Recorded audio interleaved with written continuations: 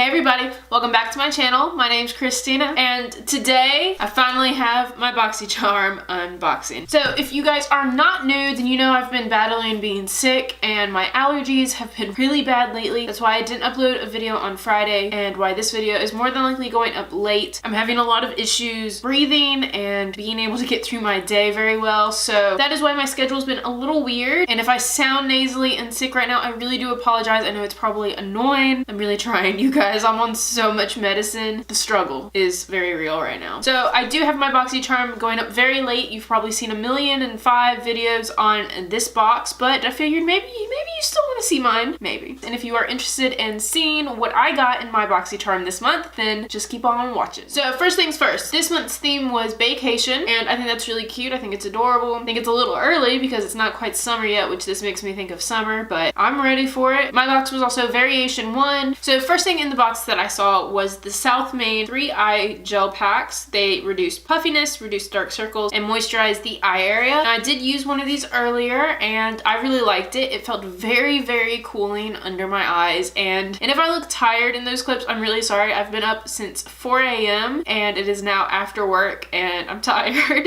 These actually did kind of reduce my puffiness. I don't think there's too much you can do when someone's been awake for as long as I have. I think overall, these did a really great job for what they were working with. They didn't slip down my face at all. I mean, maybe like a minuscule amount. I am really excited to use the other 2 in this. This comes with 3, and these retailed for 10 doll hairs. Next thing that I saw in my box, I was really excited to see because I've been wanting to try this brand out for a really long time, but this is Pretty Vulgar, and this is the Make Them Blush, and I got mine in the color Hush Blush, and it's this gorgeous nudie pink color. This retails for $26, and I love the formula. I think the swatch really shows that it's very pigmented. I mean, that was a finger swatch on my hand, and then when I went to go apply it to my cheeks, it is very pigmented, so I feel like this blush is going to last 5,000 years because you barely need to tap your brush in it to get both cheeks completely coated in blush. These are kind of my tones as far as blushes go, like the nudie rosy pinks. I like them. I think they look really good on my skin tone, and I think the formula of this feels like it's going to be really good. I haven't been wearing it very long, but I think overall it is standing up really well on my skin. Doesn't emphasize texture any, and I think it just lays really nicely. So I'm really excited that this was in the box. I think this is an awesome thing to get. Next thing I saw was it is the BoxyCharm Pure Cosmetics collab. This is another 12-piece eyeshadow palette that we've gotten. This is another eyeshadow palette that we've gotten Pure. We got another one a few months back, and overall I really like Pure's formula on their eyeshadows. The only thing with this is when I did open my package, despite being remarkably packaged, like it had bubble wrap and another wrap, it was wrapped like 3 times. I had a broken shadow in here. I did end up repressing it, but I think it kind of fudged up the formula because in my swatches, that color definitely looks a little patchy, but I honestly don't think it's the shadow because none of the other shadows look like that in the swatches, and that is the only one that was repressed and broken. So I am a little bummed about that it seems to have ruined that shadow a little bit. I know I could probably get in contact with BoxyCharm, but if they sent me another one, I wouldn't end up using it.